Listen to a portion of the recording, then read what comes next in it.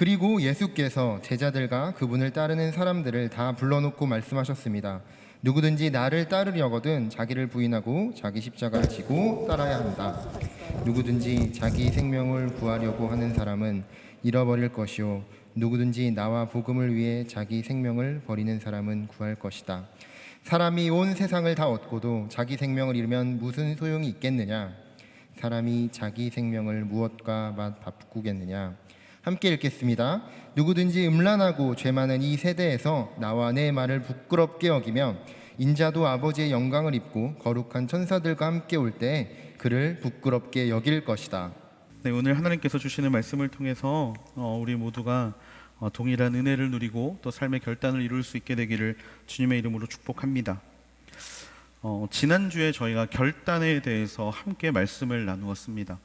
혹시 지난주에 예배를 드리지 못하신 분들이 있다면 여기를 클릭하면 안 나오겠죠? 지난주 광고를 지난주 설교를 꼭 들으시고요. 정말 믿음의 결단을 하시고 그 다음에 오늘 결단 그 이후의 삶에 대해서 여러분들과 함께 말씀을 나눌 수 있게 되기를 소망합니다. 예수님은 지금도 우리의 문 밖에 서서 우리의 마음 문 밖에 서서 우리의 마음의 문을 두드리고 계시는 줄로 믿습니다. 사랑하는 아들아, 사랑하는 딸아, 내가 여기 있다. 내가 너의 안에 들어가고 싶다. 예수님은 지금도 우리의 마음 문 앞에 서셔서 우리의 마음 문을 두드리고 계십니다. 그리고 지난주 우리들이 그 예수님을 마음에 모시기로 결단하고 마음의 모든 방의 열쇠들과 또 내 마음의 모든 주권들을 예수님 앞에 올려드리며 예수님이 나의 마음의 주인 되어 주심을 우리가 함께 지난 시간 결단을 했습니다. 그 결단의 순간이 찾아온 인생들은요, 주님께 한 가지 질문을 드릴 수 있어야 합니다. 사도 바울이 다메섹으로 향하는 길에서 예수님을 만나게 되었죠. 그 자리에서 결단을 하게 됩니다. 그리고 결단을 하자마자 사도 바울이 예수님께 했던 질문이 있습니다. 사도행전 22장 10절 말씀에 보니까 이렇게 되어 있습니다. 주여, 제가 어떻게 해야 합니까? 주여, 제가 어떻게 해야 합니까? 그러자 주께서 이렇게 말씀하시죠. 일어나 다메섹으로 들어가거라. 거기서 내가 할 일을 모두 일러줄 것이다. 예수님을 믿겠다고 결단하고 예수님을 위해 살겠다고 결단한 인생들은 바울과 동일한 질문을 올려드려야 합니다. 주님, 제가 어떻게 해야 합니까? 이제 나의 인생은 어떻게 변화해야 하고 나의 인생은 어떻게 하나님을 향해 달려가야 합니까? 예수님께서는 우리에게 조건 없이 예수님을 믿기만 하면 구원을 허락해 주셨습니다. 그런데 여러분, 이것을 우리가 오해하는 경향들이 있더라고요. 예수님이 조건 없이 주셨으니까 예수님은 우리에게 바라는 게 없을 거라고 생각하십니다. 근데 여러분, 절대 아닙니다. 예수님의 은혜를 조건 없이 주신 것은 맞지만 그 조건 없는 은혜를 받은 사람들에게 예수님은 바라시는 게 있습니다. 분명히 있습니다. 명확하게 있습니다. 명확하고 분명하게 예수님은 당신이 원하시는 것이 무엇인지 우리에게 말씀해 주셨어요. 그것이 무엇이냐? 바로 복종입니다. 복종. 예수님은 우리에게 복종을 원하십니다. 예수님을 믿기로 결단한 사람들에게 복종을 원하세요. 예수님을 따르는 수많은 무리들이 있습니다. 누가복음 9장에는 그런 예수님을 따르는 무리들을 세 부류로 예수님께서 구별하여 말씀을 하셨어요. 첫 번째 부류가 누구냐면 인자는 머리 둘 곳이 없다라고 이야기를 하니까 돌아갔던 부류이고요. 두 번째 부류는 아버지의 장례를 치르고 내가 당신을 따라가겠습니다 라고 이야기했던 사람의 부류입니다. 그리고 마지막 세 번째 부류는 가족들과 작별 인사를 하고 당신을 따라가겠습니다 라고 말하는 부류들이에요. 이 세 부류들에게 예수님은 똑같이 한 가지를 말씀하셨습니다. 나를 따라라. 그에 대한 반응이 세 가지로 나타난 거예요. 어디로 가십니까? 제가 무조건 따라가겠습니다. 그래? 그런데 인자는 머리 둘 곳이 없어. 인자는 계속해서 여기저기 떠돌아다녀야 돼. 그러니까 그 마음이 무너지는 사람들이 있었고, 주님, 제가 당신 따라가겠습니다. 단 제 아버지 장사 지내고 저희 부모님이 돌아가시면 효도 다 하고 부모님 장사하고 제가 주님을 따라가겠습니다. 예수님께서는 그들을 향해 자리가 없다라고 말씀하시죠. 그리고 마지막으로 예수님, 내가 당신을 따라가겠습니다. 하지만 제가 일단 제 주변 정리 좀 하고요, 관계 정리 좀 하고요, 제가 당신 따라가겠습니다 말하고는 세 번째 부류. 이들 모두에게 예수님께서는 쟁기를 잡고 뒤를 돌아보는 사람은 하나님의 나라에 적합하지 않다라고 말씀하시죠. 한마디로 이들은 준비가 되어 있지 않는 겁니다. 예수님께 복종할 수 있는 준비 말이죠. 다른 말로 이야기를 하자면 결단을 하지 않은 겁니다. 그들이 입으로는 예수를 믿는다고 이야기합니다. 예수를 따른다고 이야기합니다. 예수님을 알고 있다라고 이야기합니다. 하지만 그들은 복종하는 자가 아니었다라는 거예요. 양다리를 걸치고 있는 사람. 순간순간 무엇이 중요한가를 스스로 판단하기를 원하는 자였다라는 겁니다. 예수님께서는 왜 우리에게가 예수님께 복종하기를 원하실까요? 문제가 시급하기 때문입니다. 육적인 것보다 더 중요한 영적인 문제가 저와 여러분의 인생 가운데 너무나 시급하기 때문입니다. 이것은 보이지가 않습니다. 그래서 우리가 중요한지를 모르고 있다 뿐이지, 예수님께서는 그 일이 우선순위라는 것을 너무나 잘 알고 있었기 때문에 우리에게 복종을 원하신다라는 거예요. 복종의 뜻이 없는 사람들이 보여주는 대표적인 모습은 타협입니다. 고상한 신앙, 긴 연차, 신앙의 연차와 아름다운 섬김들 다 있습니다. 성경적 지식 풍성합니다. 그런데 그들은 타협을 합니다. 불편하지 않는 신앙의 범위 안에서 이 정도까지만, 여기까지만, 이 정도까지만이라고 이야기를 하면서 불편하지 않는, 내가 괜찮은 범위에서만 신앙생활을 한다라는 거예요. 결단이 없습니다. 죽으면 죽으리라, 에스더와 같은 고백이 없다라는 겁니다.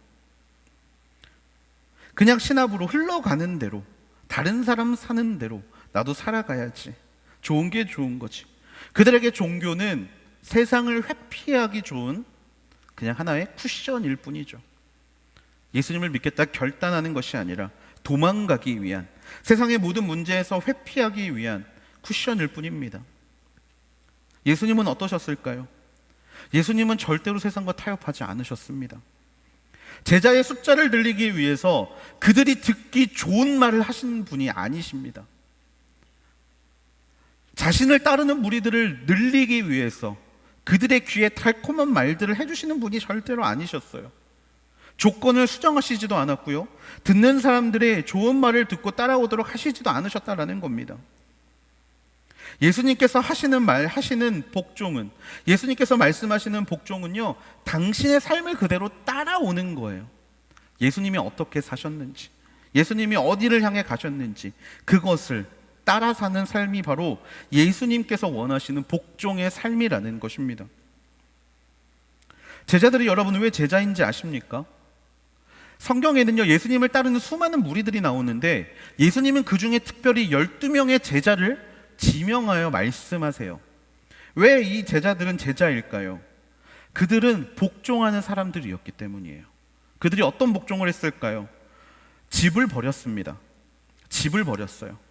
앞에서 말씀드린 내가 가족관계 다 정리하고 당신 따르겠습니다라고 말하는 사람들과 달리 그들은 곧바로 자기 집을 버리고 예수님을 따라갑니다.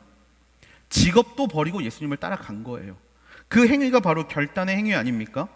예수님께서 가리키시고 전하시고 고치시는 일을 하러 다닐 때 동일하게 저 잠깐 일하고 올게요, 저 잠깐 가족 좀 돌보고 올게요 라고 말하고 빠진 것이 아니라 그들은 한결같이 예수님을 따라갔기 때문이에요. 그래서 12명의 제자인 겁니다.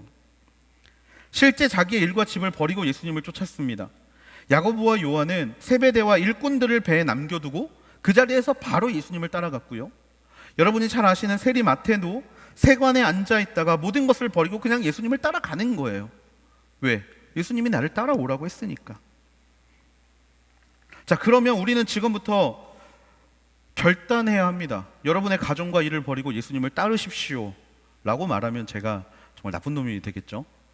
예수님께서 진짜 원하시는 것은요, 가정과 일터 모든 것을 버리고 예수님을 따르라고 말하는 게 아니에요. 뭐냐면 가족에 대한 애정, 일에 대한 열망, 욕망, 이런 것들보다 예수님이 먼저여야 한다라는 사실을 말씀해주고 있다라는 겁니다. 우리의 마음의 첫 자리를 차지해야 되는 것이 가족에 대한 사랑이나 일에 대한 야망이 아니라 예수님이어야 한다라는 거예요. 예수님께서 제자들에게 원하시는 복종은 바로 그 복종입니다. 그러면 다른 문제가 저절로 해결이 돼요. 예수님의 일이 먼저입니다. 가정의 일은 나중에 되는 거예요. 예수님은 당신을 따르는 사람이 있다면 그 누구라도 막지 않으셨어요. 하지만 예수님을 따른다고 모두가 제자가 아니라는 사실 우리가 너무나 잘 알고 있지 않습니까? 예수님의 참 제자가 되기 위해서는 조건이 있었어요. 그리고 그것을 충족한 사람만이 예수님을 따를 수 있다라고 이야기를 하십니다. 그리고 그 조건이 바로 오늘 저와 여러분이 함께 읽었던 본문의 말씀입니다. 34절 말씀인데요, 우리 같이 한번 읽어보겠습니다. 시작. 그리고 예수께서 제자들과 그분을 따르는 사람들을 다 불러놓고 말씀하셨습니다. 누구든지 나를 따르려거든 자기를 부인하고 자기 십자가를 지고 따라야 한다. 아멘. 예수님이 제시하신 두 가지 조건, 첫째는 자기를 부인하라. 자기를 부인하라. 그리고 두 번째 조건, 자기 십자가를 져라. 이 두 가지입니다. 여러분, 자기 부인은요, 나는 아니라는 거죠. 내가 나를 믿지 않는 것이 자기 부인입니다. 예수님이 주인 되어 주시기 이전의 상태인 그 나를 부정하는 것, 이거를 신앙적 용어로 회개라고 합니다.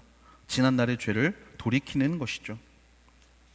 지난날의 자신을 철저하게 하나님 앞에 내어놓고 단호하게 이제부터 같은 길을 걷지 않겠다라고 마음에 새기는 것, 단지 자책감을 느끼고 하나님 저 잘못했어요, 죄송해요 라고 말하는 것으로 그치는 것이 아니라 적극적으로 나 다시는 그렇게 살지 않겠다라고 결단하는 것, 이것이 바로 자기 부인입니다. 죄에 대한 마음이 변했기 때문에 자기 부인이 가능하겠죠. 태도의 변화가 있었고 심정의 변화가 있었기 때문에 예수님을 믿겠다 결단하는 이 모든 변화가 바로 자기 부인을 이끌어낸다라는 겁니다. 그리고 자기 부인의 결정타는 바로 행위의 변화입니다. 지식적으로, 생각적으로 사는 것이 아니라 행동으로 변화하는 인생.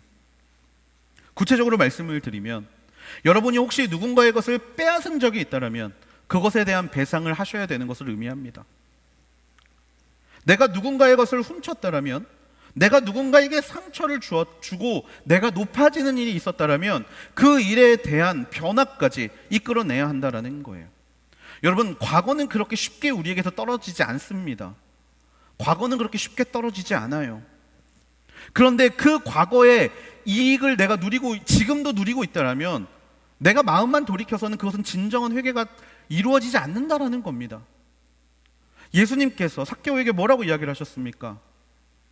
그리고 그 이야기를 들은 삭개오는 어떻게 반응했습니까? 복음을 이야기하자 삭개오는 누군가의 것을 빼앗은 적이 있다면 몇 배로 갚겠다라고 이야기를 하지요. 배상을 하겠다라는 겁니다. 자기 부인입니다. 그것으로 인해서 얻은 이익을 더 이상 내가 누리지 않겠다라는 결단이라는 거예요. 여러분, 그에 대한 결단이 있어야 합니다. 포기하라고 말씀하신다면 기꺼이 포기하는 것까지가 회개입니다. 적당히가 아니라 기꺼이 포기하는 것. 여러분, 친구와의 관계, 주님이 포기하라고 말씀하시면 포기할 수 있어야 합니다. 이 친구가 너무 좋습니다.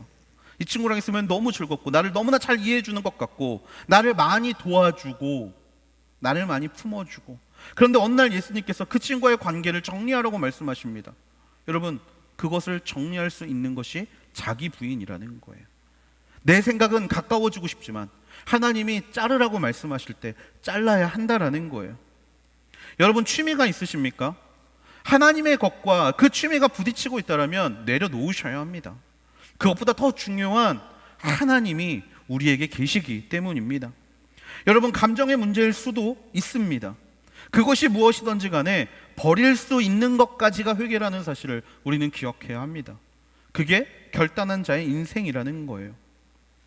여러분, 자기 부인이라는 단어가 쓰인 곳이 성경에 또 있는데 어디냐면 베드로가 대제사장의 뜰에서 주님을 부인할 때 자기 부인이라는 단어를 썼습니다. 이때 자기 부인이라는 단어를 쓴 이유가 뭐냐면요, 절대로 알지 못한다, 하나도 알지 못한다, 완전히 모른다, 절대로 알지 못한다라는 것을 쓸 때, 이것을 해설할 때 자기 부인이라는 것을 썼다라는 거예요. 죄와의 관계를 철저하게 부정하는 인생, 그것이 바로 결단한 자의 인생이라는 사실입니다. 예수님으로 그 모든 부정을 통하여서 정말 내 안에서 일어나는 모든 생각들과 모든 감정들과 모든 마음들과 내가 하고 싶은 모든 것들을 예수님으로 부정할 때 그것이 바로 결단한 자의 인생이 된다라는 거예요. 그리고 예수님이 요구하시는 두 번째 복종은 자기 십자가를 지고 예수님을 따라야 하는 것입니다.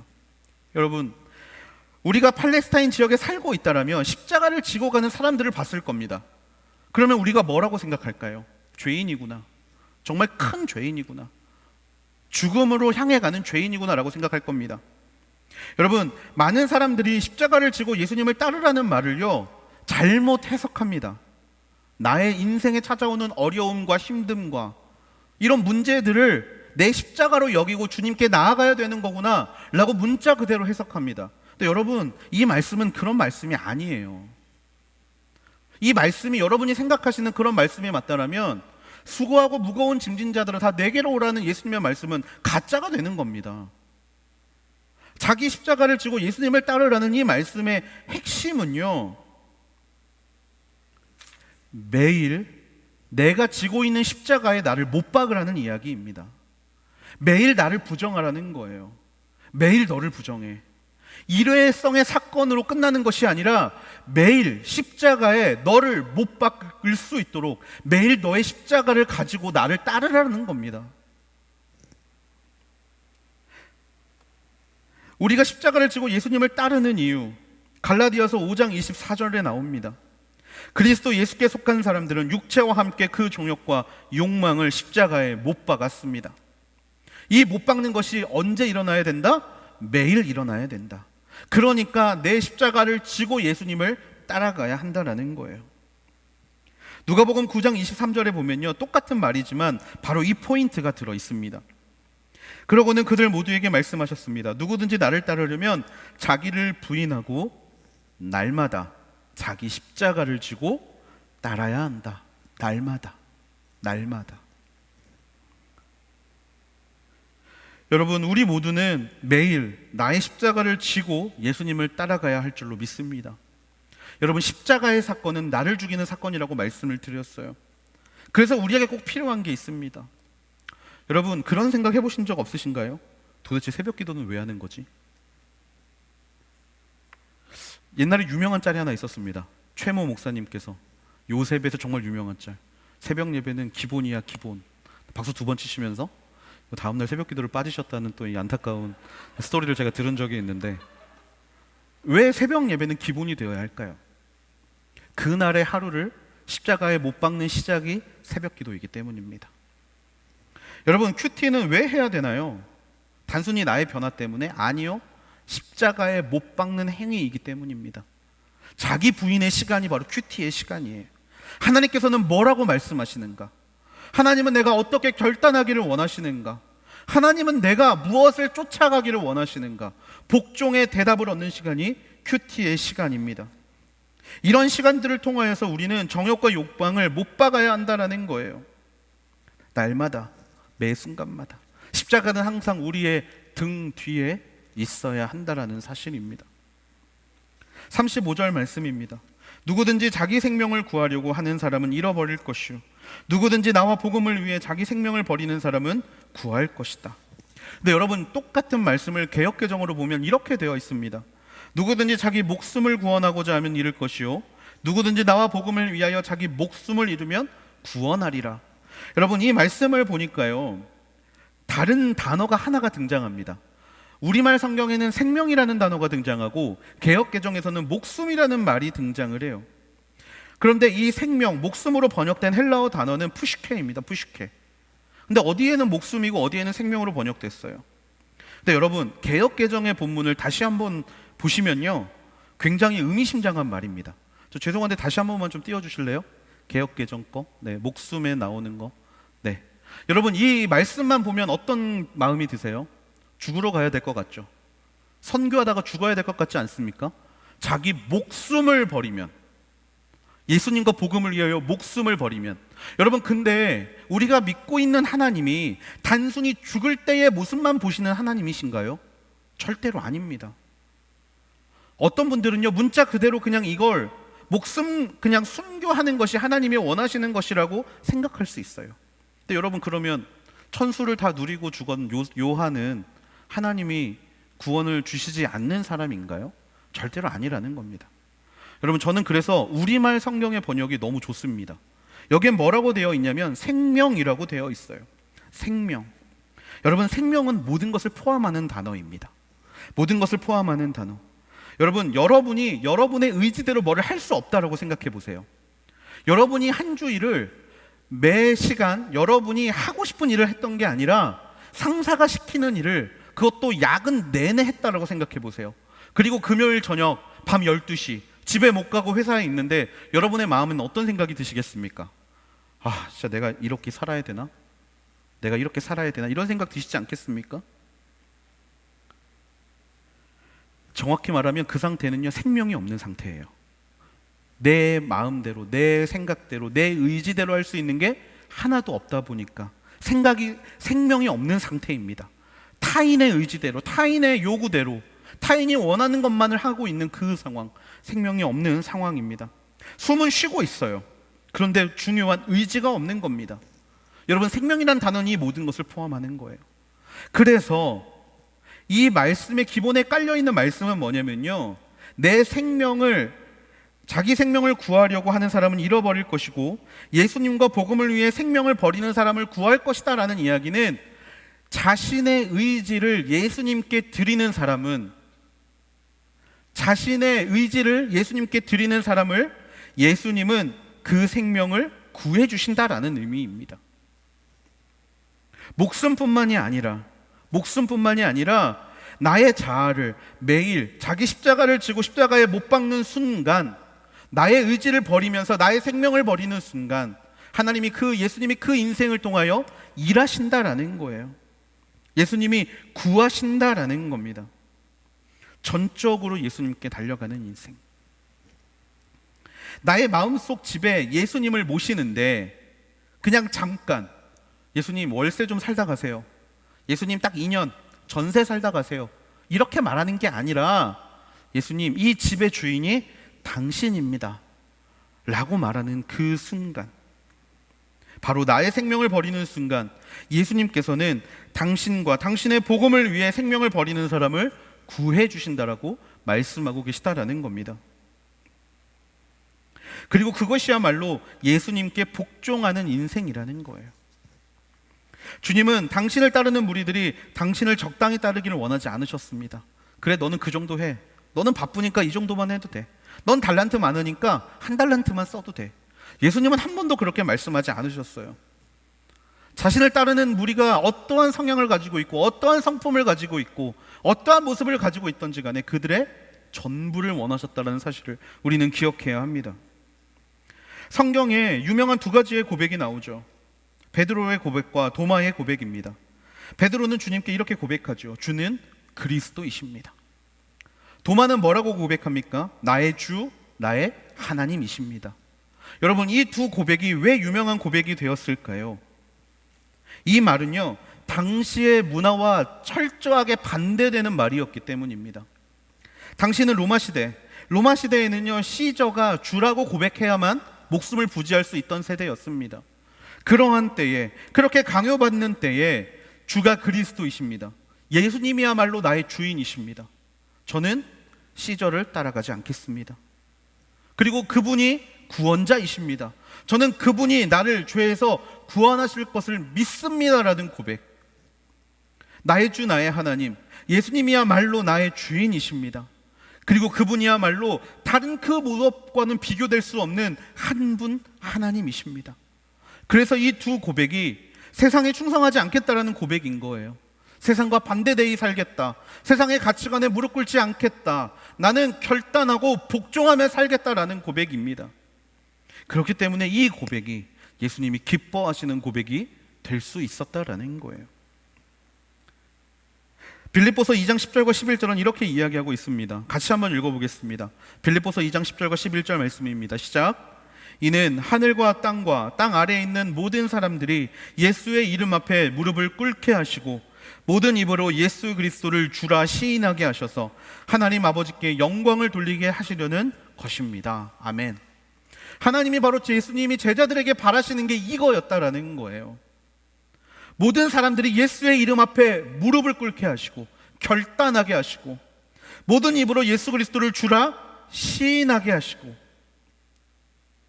그렇게 예수님께 복종하고 예수님을 따라가는 인생이 되기를 원하셨다라는 겁니다. 우리가 입을 열어 예수 그리스도를 우리 마음의 주인으로 모시기로 결단했다라면 이 복종의 인생을 살아야 돼요. 그러면 우리는 우리의 삶에서 어떻게 예수님께 복종하는 인생을 살 수 있겠습니까? 저는 여러분들에게 너무나 많은 것들이 있지만 먼저 두 가지를 말씀을 드리고 싶습니다. 첫 번째는 돈이고 두 번째는 시간입니다. 돈과 시간. 돈에 대한 예수님의 가르침이 당황스러울 때 굉장히 많죠. 굉장히 많습니다. 성경에서 누구나 원하는 배우자상이 있습니다. 부자 청년, 신앙도 좋고 돈도 많고 그런 청년 우리 모두가 꿈꾸지 않습니까? 그런데 예수님이 그에게 뭐라고 이야기를 하십니까? 그래, 잘하였다. 이제 가진 것 모두를 팔아서 이웃에게 나눠주고 나를 따르라라고 이야기를 합니다. 그때 부자 청년이 어떻게 돌아가냐면 근심하며 돌아갑니다. 근심하며 돌아갑니다. 예수님의 이 이야기를 들을 때 우리는요 굉장히 많은 부분 마음 가운데 걸릴 때가 많아요. 그러면 주님이 원하시는 건 빈털터리로 사는 것을 원하시는 건가? 주님은 우리가 아무것도 가지지 않고 그냥 정말 세례 요한처럼 그렇게 광야에서 사는 것을 원하시는가? 라고 생각할 수도 있을 겁니다. 근데 정확히 말씀을 드리면 이것은요 돈에 대한 마음의 애착을 버리라는 이야기입니다. 애착. 여러분 성경에서 말하는 부자는요 돈을 많이 버는 사람을 부자라고 하지 않습니다. 어떤 사람을 부자라고 이야기하냐면 나를 위해 창고에 많이 쌓아둔 사람을 부자라고 이야기합니다. 그러니까 돈을 많이 버는 게 부자가 아니라 나를 위해 쌓아놓는 것을 부자라고 이야기를 한다라는 거예요. 예수님이 원하시는 것은요 물질적 부 또한 예수의 아래에 내어놓기를 원하신다라는 거예요. 드림이 될 수 있느냐, 네가 줄 수 있느냐, 섬길 수 있느냐. 그럴 때 하나님 이거 나 때문에 남겨둔 건데, 하나님 이거 나를 위해서 남겨둔 건데 제가 이걸 지금 쓰면 안 될 것 같습니다. 하나님 지금은 아닙니다 라고 이야기하지 말라라는 겁니다. 그것을 사용하라고 말씀하실 때 기꺼이 사용할 수 있는 인생, 그런 인생이 바로 하나님께 복종한 인생이에요. 우리는 돈을 또 쓸 때 액수에 집중할 때가 많습니다. 액수에 집중할 때가 많아요. 사실 제가 굉장히 속상해하는 교육 중에 하나가 정말 차세대, 저희 교회 차세대 말고요, 그냥 유초등부 때에 카네기라는 사람 그리고 록펠러라는 사람을 너무나 강조하면서 가르치는 게 사실 조금 속상합니다. 왜냐하면 그분들 좋은 일들 많이 하신 거 맞아요. 그런데 그분들이 했던 일에 포커스를 맞추고 그들이 하나님께 바친 돈의 액수에 포커스를 맞추는 때가 너무나 속상합니다.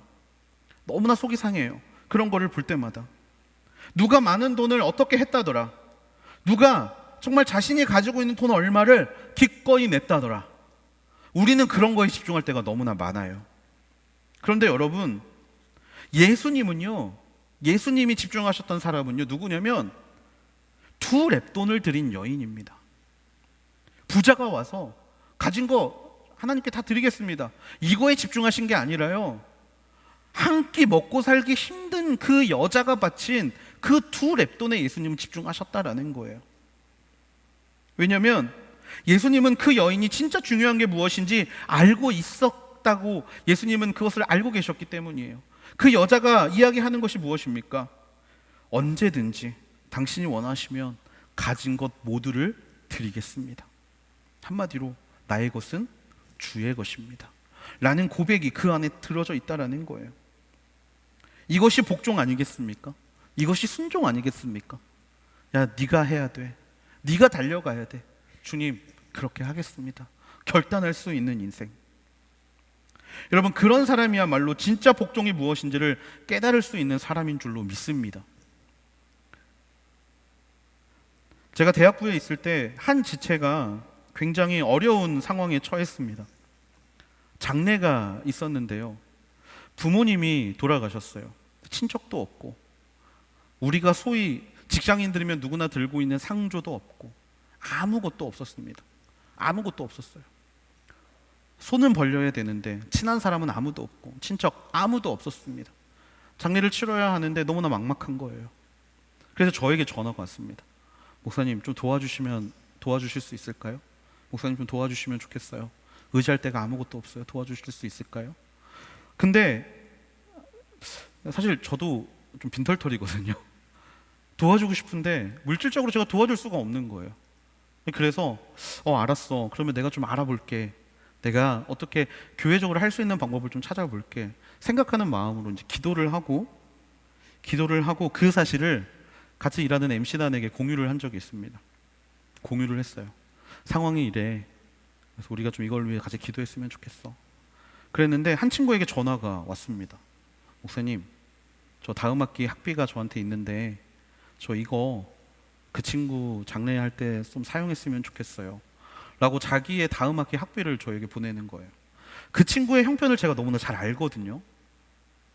한 학기를 다니기 위해서 얼마나 고생하고 노력하는지를 잘 알고 있는 친구인데, 그 친구가 그냥 자기의 내일이 중요한 게 아니라 하나님이 자기 마음에 감동을 주었기 때문에 그것을 자기가 이걸로 감당하고 싶다고 이야기를 하는 거예요.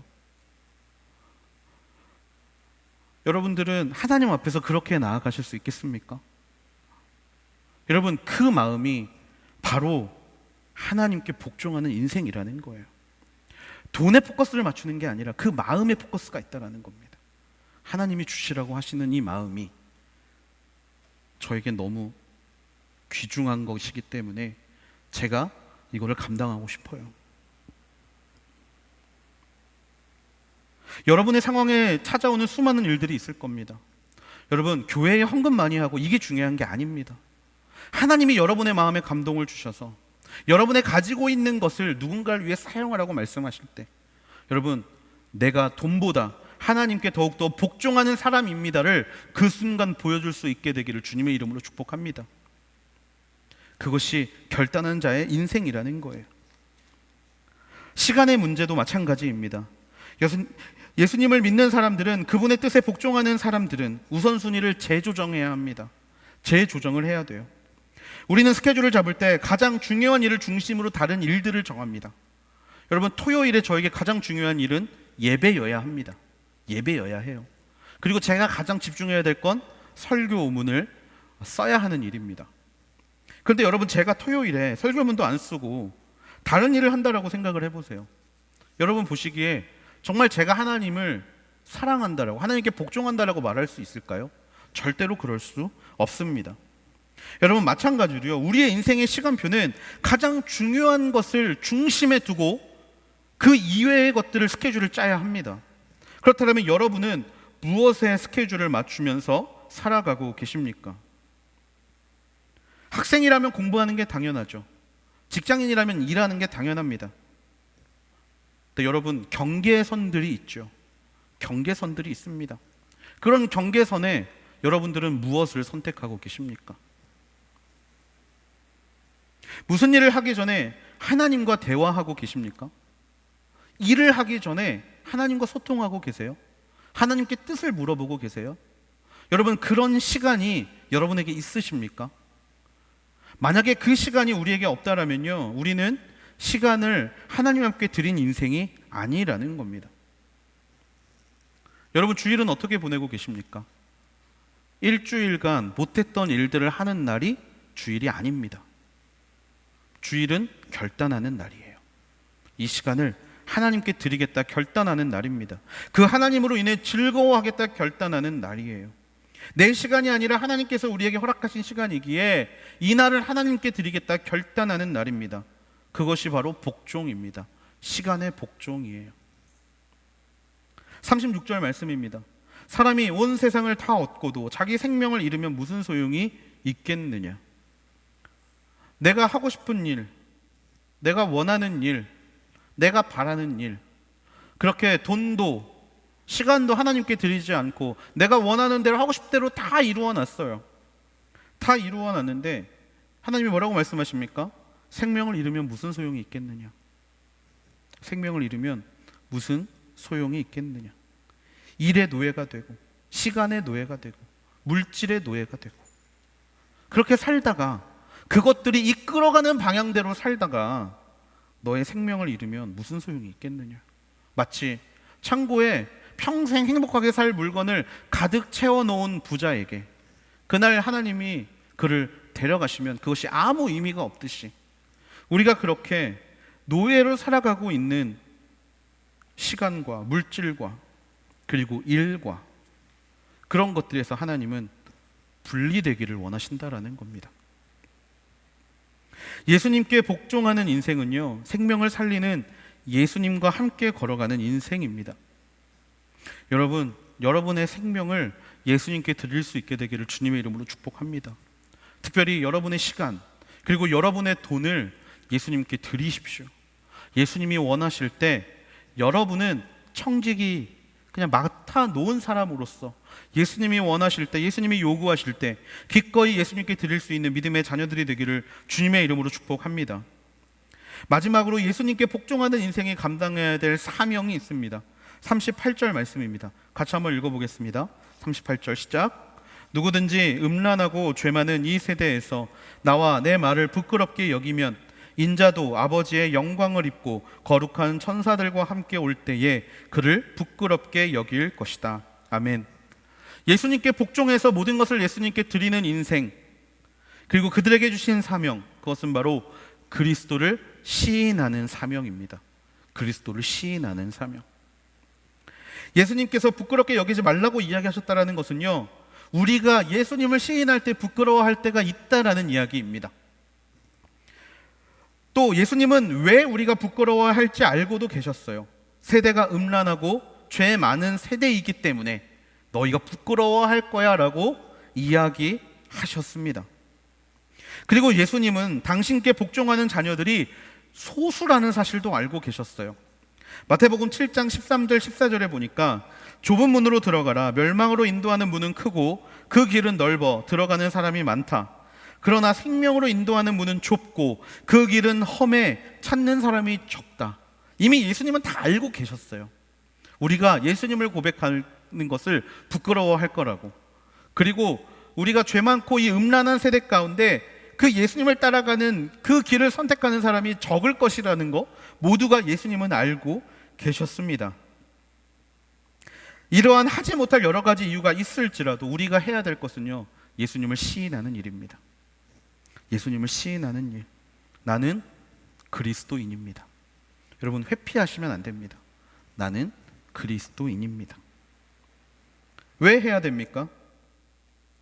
예수님께 복종하는 자에게는요, 예수님이 반드시 그리스도인으로서의 정체성을 요구하시는 일이 있기 때문입니다. 증거할 수 있는 기회가 올 것이기 때문이고, 예수님께서 반드시 그 기회를 저와 여러분에게 주실 것이기 때문이에요. 그리스도인이라는 사실을 말하는 것을 넘어서서 우리는 간증을 생활화해야 합니다. 여러분, 회사 사람들에게 혹시 간증하십니까? 간증? 하나님께서 해주셨어요. 하나님께서 저를 붙잡아 주셨어요. 하나님께서 저를 살려주셨어요. 여러분, 간증하십니까? 못하시겠죠? 부끄럽잖아요. 예수님의 말이 틀린 게 없습니다. 부끄러워할 때가 올 것이다. 죄 많고 음란한 세상, 죄가 많기 때문에 그곳에 예수님을 이야기를 하는 게 부끄러운 거예요. 스스로의 모습을 돌아보는데 선한 게 없기 때문에 고백하는 게 부끄러운 거예요. 그 음란함 가운데 내가 살고 있기 때문에 부끄럽다는 겁니다. 하지만 여러분, 예수님께 복종한 인생은요, 그분을 따라 그리스도를 시인할 수 있는 힘과 능력을 예수님께서 반드시 부어주실 줄로 믿습니다. 지금 시인하셔야 돼요. 아니면 하나님이 이 땅 가운데 오시는 그날에 하나님이 우리를 부끄럽게 여기신다라는 겁니다. 너 나 모른다고 했잖아. 너 나 모른다고 했잖아. 그리고 그때에는 더 이상의 기회가 없을 것입니다. 말씀을 마무리하려고 합니다. 제가 오늘교회에 온 지 올해로 11년 정도가 되었습니다. 대청에 온 지가 11년 정도가 됐는데요. 여러분, 제가 대청에 처음 왔을 때 가장 충격적인 공동체를 보았습니다. 그 공동체는 어디였냐면 바로 요셉 공동체였습니다. 하트 전도사였지만 저에겐 요셉 공동체가 너무나 충격적인 공동체였어요. 왜냐하면 요셉을 보면요, 하나님께 복종하는 사람들이 모인 공동체처럼 보였습니다. 여러분, 주일 하루 예배 시간 잠깐 나오는 거 힘들어하는 사람 얼마나 많습니까? 주일 하루 2시간 잠깐 예배 드리러 오는 것도 힘들어서 격주로 빠지고, 그냥 그 시간에 앉아서 잠깐 말씀 듣는 게 너무 힘들어서 다른 일을 하는 사람들 얼마나 많습니까? 그런데 제가 본 요셉은요, 예배가 너무 뜨거웠어요. 기도도 너무 뜨거웠어요. 근데 무엇보다 정말 제가 감탄을 할 수밖에 없었던 게 뭐냐면, 토요일에 밤늦게까지 그렇게 하나님 안에서 즐거워하고 주일에 모두가 사역을 나가더라고요. 지역 교회를 섬기고, 다른 섬김의 자리를 섬기고, 구제하고, 봉사하고, 헌신하고. 오디오가 있대요. 어디예요? 요셉이요. 제가 서울을 다른 지역들을 가면서 온누리에서 오디오 섬기러 온다는 이야기를 들어서 어느 공동체가 와요라고 물어보면 정말 99% 그곳에서 전부가 요셉이라고 이야기를 했습니다. 사실 그래서 너무 오고 싶었어요. 요셉이라는 공동체에 들어가서 같이 하나님을 즐거워하고 하나님을 기뻐하는 모습을 살고 싶었습니다. 여러분, 요셉 공동체의 오늘을 저는 이 시간에 이야기하고 싶지 않습니다. 왜냐하면 우리는 달라질 것이기 때문이에요. 여러분, 토요일에 예배 드리는 게 왜 여러분은 토요일 주일에 예배를 드리고 계십니까? 익숙해서? 지금까지 그렇게 살아와서? 아닙니다. 이 시간은요, 하나님이 저와 여러분에게 결단을 하고 주신 시간이에요.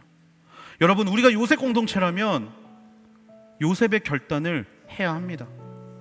세상을 변화시키겠다라고 말만 할 것이 아니라 예수님께 복종하고 예수님께 복종한 인생을 살아내야 되는 게 바로 저와 여러분, 이 요셉 공동체에게 주신 하나님의 사명인 줄로 믿습니다.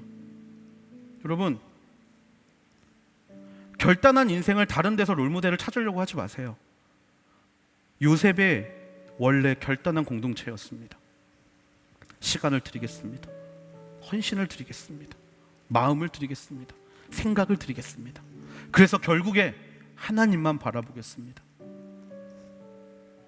여러분, 그때는 맞고 지금은 틀립니까? 그것은 진리가 아닙니다.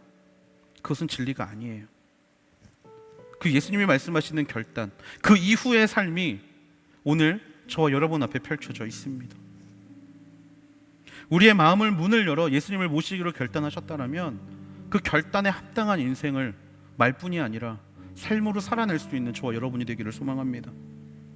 그래서 저는 기도합니다. 코로나 이후에 펼쳐질 요셉의 내일을 위해서 기도하고 있습니다. 하나님 앞에 결단한 주님의 종들이 어떻게 나아가야 하고, 어떻게 하나님을 바라봐야 하고, 어떻게 하나님과 정말 하나님의 종이 된 인생으로 살아갈 수 있을 것인가 기도하고 있습니다. 여러분, 이 기도가 저 혼자 한다고 되는 게 절대로 아닙니다. 우리가 같이 기도하기를 원합니다. 같이 기도하기를 원해요. 같이 결단하기를 원합니다.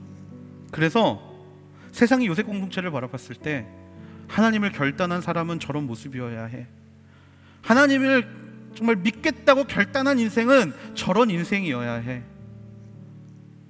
그렇게 우리가 높아지는 게 아니라 하나님이 드러날 수 있는 공동체가 바로 우리의 공동체가 되기를 소망합니다. 예수님이 주인 되어주시는 철저한 복종의 인생으로서 예수라는 진리에 무릎 꿇고 모든 것들을 하나님께 복종하는 인생으로서 주 앞에 달려갈 수 있는 저와 여러분이 되기를 주님의 이름으로 축원합니다. 결단하셨다면 이제 살아내야 합니다. 서로 손 내밀고 서로 끌어주고 서로 밀어주면서 그 시간들을 잘 살아낼 수 있는 우리 모두가 되기를 주님의 이름으로 축복합니다.